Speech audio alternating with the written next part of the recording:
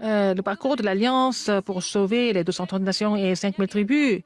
Et cette semaine, nous allons couvrir la Géorgie et le Kazakhstan. Et la 25e conférence des missions mondiales se déroule du 5 au 8 mai à partir de camps de formation des missionnaires. Le titre, c'est 70 disciples, 70 régions, 70 tribus, 70 nations. Et l'école supérieure des responsables d'église commence le 20 mars. Et il va y avoir le culte d'union et aussi la réunion du siège. Et la traduction au vietnamien a commencé. Donc, jusqu'à maintenant, nous avons 12 langues. Donc, les messages pastoraux sont traduits en 12 langues et relayés sur le terrain. Et dans le courant du mouvement évangélique de Tarakpa, nous allons voir le manuel de formation évangélique des fidèles d'église. Bonjour, ce sont les actualités du RTC. 25e conférence des missions mondiales va se dérouler de 5 au 8 mai avec le titre qui s'intitule les 70 disciples, 70 régions, 70 tribus, 70 nations. 5 et 6 mai, c'est le camp de formation des missionnaires. Et pendant 2 jours, ça se passe au RUTC de Torpion. Et c'est pour les missionnaires et les ouvriers commissionnés d'outre-mer. Et aussi les pasteurs qui les parrainent seront aussi invités. Et donc, toutes les églises doivent faire le nécessaire pour que les missionnaires participent au camp de formation. 5 et 6, c'est la conférence des missions mondiales au RUTC de Torpion. Ça se passe en présentiel et sans présentiel. Le 8 mai, c'est le festival de mission mondiale des églises locales. Et l'inscription, c'est pour les missionnaires et les ouvriers commissionnés d'outre-mer. La première inscription continue jusqu'au 19 mars sur notre site d'inscription. Et pour toutes les familles de Tarakpa, c'est la deuxième inscription. C'est après la première inscription, on va vous communiquer dans les activités de RUTC. Donc, à partir du 21 mars, tous ceux qui sont vaccinés, et donc, il n'y a pas de confinement pour les gens qui entrent au pays. Donc, après, les gens qui ont dépassé 14 jours après la deuxième vaccination peuvent entrer en Corée sans confinement. Et l'école supérieure des responsables d'église commence le 20 mars. Donc, le 20 mars à 17h, ça sera diffusé sur la télévision du RETC et ça se passe en ligne. Et c'est parce que Dieu donne 4 messages sur l'étude évangélique et il y a aussi d'autres cours sur la Bible et la théologie. Donc, il y a 8 classes. Et le frais d'inscription, c'est 70 000 won et c'est utilisé pour soutenir les églises dépendantes. Donc, l'inscription continue jusqu'au 30 avril dans chaque église locale. L'interprétation et la traduction en vietnamien a commencé. Donc, à partir de messages de mission industrielle, mais jusqu'au deuxième message dominical. Donc, après, ça sera enregistré et aussi affiché. Donc, tout le monde peut télécharger ces messages. Donc, au total, les messages pastoraux sont interprétés en 12 langues et aussi en langue de signes. Et nous sommes en train de faire le concours des compositions, des paroles qui sont écrites par Pasteur Liu pour la conférence mondiale des Remnants. Le titre de la chanson est Les 24 heures de Remnant. Vous pouvez faire une petite modification en gardant les grandes lignes des paroles. Et il faut envoyer l'enregistrement de la chanson et puis avec la partition. Donc, les prix seront remis par Pasteur Dieu directement et que ces droits d'auteur des chansons appartient à l'Alliance évangélique. Plus de détails sur notre site d'inscription et dans le communiqué. Et dans le mouvement évangélique de Tarakpa et l'histoire du manuel, donc c'est le manuel de la formation évangélique des fidèles d'Église. Et c'est pour établir des fidèles d'Église comme disciples. Et après, donc, établir des disciples en tant que ministres. Donc, il y a 2 parties. Donc, la base, tous les manuels de formation, c'est le manuel de la formation évangélique des fidèles d'Église. En 1987, il est venu comme pasteur de l'Église. Il a commencé cette école évangélique des fidèles d'Église. Donc, pendant le culte du soir, il a utilisé ce manuel de la formation évangélique des fidèles d'Église. Et quand est-ce que c'est écrit? Pourquoi il a écrit ça? J'ai formé des jeunes adultes à l'église d'Onsan. Hein. Avant, j'ai fait la formation évangélique avec tous les fidèles d'église.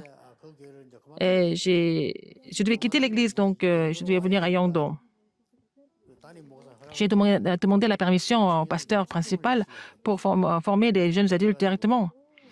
Pendant un mois, j'ai fait la formation tous les jours. J'ai utilisé ce manuel.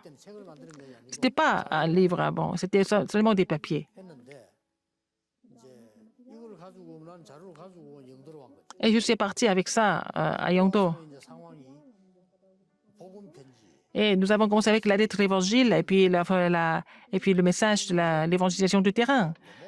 Mais ce sont les pasteurs qui voulaient recevoir des formations. Alors donc, je voulais vraiment faire l'édition revue. Alors, quand j'ai continué à faire la formation évangélique, c'est l'église de Suyongno qui m'avait invité. Et c'est le pasteur de l'église de Suyongno qui a vu ça. Il a dit, on va faire la formation évangélique ensemble. Et j'ai réédité le livre. C'était très épais au début. C'était plus grand et c'était plus épais. Et il y a cette partie qui était titrée le manuel de la formation évangélique des fidèles d'église. Donc, auteur Jean Pilteux et du Guangzhou pour faire ce ministère avec l'autre église. Après, il y a eu des problèmes qui sont provoqués, donc j'ai dû arrêter. Donc, ce livre était là. C'était le manuel de la formation évangélique des fidèles d'église. Et on peut diviser ça en deux parties. C'était divisé en deux parties avant. Et j'ai regroupé ça en un seul livre. Mais ce n'est pas mauvais de diviser en deux parties. En faisant cela, il y a la base. La clé, c'est quoi, en fait? C'est pour faire le mouvement évangélique. Il fallait faire la chambre haute, le Tarakpang, continuellement. Et j'ai continué à faire le Tarakpang. Donc, tous les fidèles de l'Église étaient impliqués là-dedans.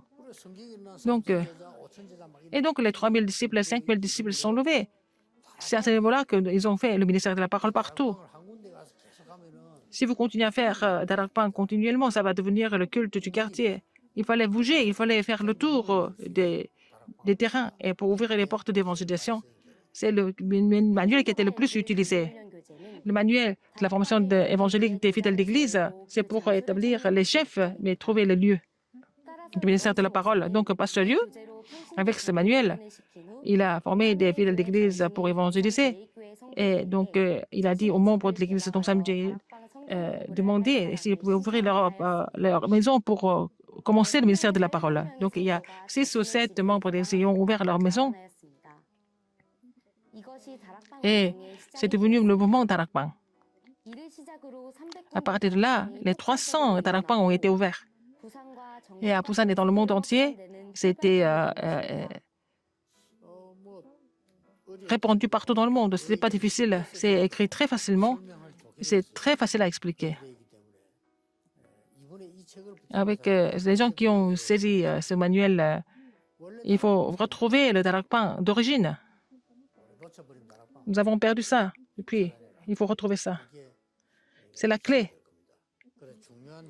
Et ça va être une formation importante. Alors, manuel de la formation évangélique des fidèles d'Église, il faut former des fidèles d'Église et puis pour établir les chefs d'équipe et puis il faut retrouver le Tarakpang d'origine. Les gens qui ne connaissent pas Tarakpang, parmi les postérieurs, il va y avoir des jeunes qui ne vont même pas connaître le Tarakpang. Il faut retrouver ça maintenant.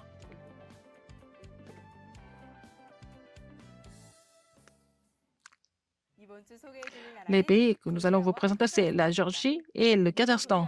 La Géorgie est en Asie de l'Ouest et entre la mer Noire. On peut voir des héritages chrétiens, mais il y a beaucoup plus de musulmans dans ce pays. Il y a plus de 10% de la population ils sont musulmans. Et sur ce terrain, nous avons des missionnaires qui prêchent que l'Évangile. C'est missionnaire Cheonjue Isanjin. Et le missionnaire, elle a été commissionnée en 2017 en Géorgie. Et tous les samedis, elle fait le culte. Et puis, elle fait un culte sans président une fois par semaine. Elle continue le ministère. samedi et dimanche, ils font le culte avec le message du quartier général et ils suivent le courant de l'Alliance. Et alors, 3 à 4 fois par an, il va y avoir la formation intensive avec les messages du Nouvel An et de la conférence des Remnantes. Donc, ils ont participé à la conférence des Remnantes 2021. Le missionnaire, c'était l'alliance de 3 sommets, 3 entreprises et 3 missions. Et elle fait le mouvement de 5 fondations et elle cherche les disciples à travers un ministre. Et Elena, elle est de l'église de Toribishi et elle a été sauvée en Kyrgyzstan et puis elle a été commissionnaire en 2014 en Géorgie. Et elle voit que la religion et puis la tradition, et c'est vraiment un terrain urgent. Et puis les gens ont besoin d'évangile. Puis elle prie pour que tous les membres deviennent des disciples évangéliques à travers le ministère des Remnantes et l'école du sommet. Et le mouvement évangélique se lève en Géorgie. Et à la frontière, il y a pour Kafkas, Azerbaïdjan, et en Turquie, elle veut prêcher l'évangile là-bas aussi. C'est Kazakhstan. Kazakhstan, il se trouve en Asie centrale, entre l'Europe de l'Est. Il y a 70% des musulmans et il y a seulement 26% des chrétiens. Et la plupart des chrétiens font partie de l'Église orthodoxe. Nous avons 5 missionnaires au Kazakhstan.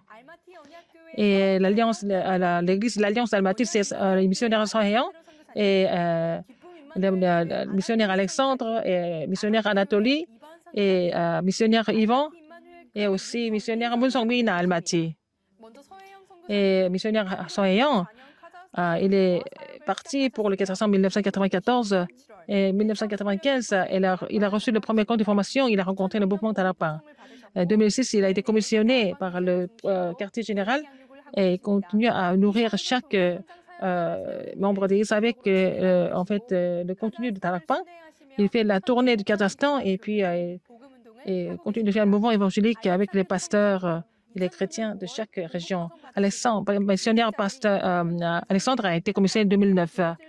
Il fait le ministère pour que le ministère se passe sur le terrain et la prière à l'heure fixe, la prière continue et la prière concentrée.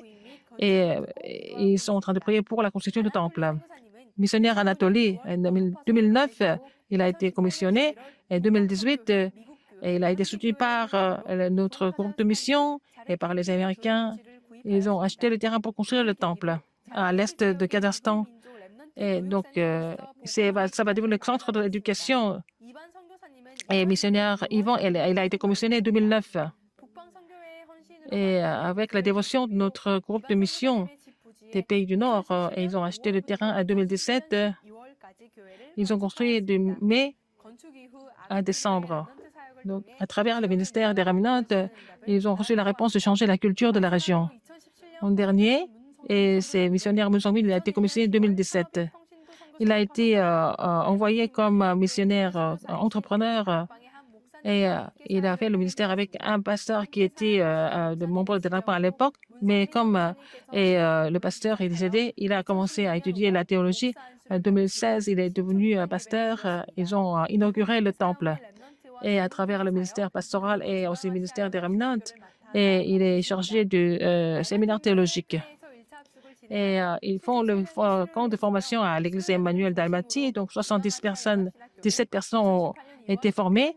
Et donc, le séminaire théologique a signé le contrat avec notre RTS. Jusqu'à maintenant, 22 étudiants ont reçu le disciple. Donc, la plupart d'eux sont maintenant pasteurs et missionnaires. Il y a 5 églises en Kazakhstan doivent former l'unité à travers leur séminaire théologique d'union qu'ils peuvent faire le mouvement évangélique monumental et commémoratif. Prier pour le Kazakhstan. Le communiqué. La conférence des Remnantes au Japon en ligne le 29 mars. La retraite de leader des Remnantes le 30 mai. L'inscription jusqu'au 23 mars. La retraite du ministère esthétique, l'inscription continue jusqu'au 16 mars. La formation des disciples évangéliques l'inscription se termine le 16 mars. La relecture de la retraite des nouveaux croyants et des ministres du terrain se termine le 17 heures le 15 mars. La retraite mondiale des universitaires se termine le 17 mars. C'est fini en 1 minute et 30 secondes. Sinon, c'est grave. La conférence des missions mondiales pour les églises du monde. Alors, Dieu avait le plan avant la fondation du temps. Qu'est-ce que c'est? Et les missions mondiales, c'est la bénédiction de l'Église et la commission de l'Église. Ce sont les missionnaires qui ouvrent des routes et à travers cela, les 237 nations seront restaurées. Et que moi et mon Église doivent faire quoi? Nous devons soutenir les missionnaires qui sont connectés à notre Église. Et puis, il faut appeler les missionnaires pour voir s'ils peuvent participer, et puis les inscrire et puis payer pour eux. De camp à camp, il faut aussi préparer tout ce qui est nécessaire après la conférence et qu'ils puissent recevoir la formation. Ils peuvent retourner à leur terrain de 230 nations. Donc, le billet d'avion aussi.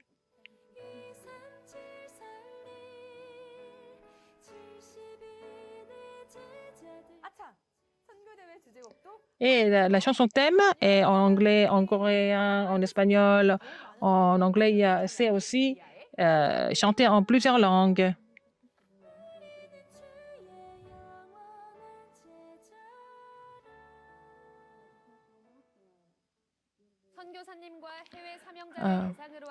C'est le camp de formation de la mission de la conférence des missions mondiales. L'inscription continue jusqu'au 19 mars. Il faut faire le nécessaire pour que les missionnaires puissent participer au camp de formation. Priez pour eux, les soutenez-les. C'est la fin du journal. Merci.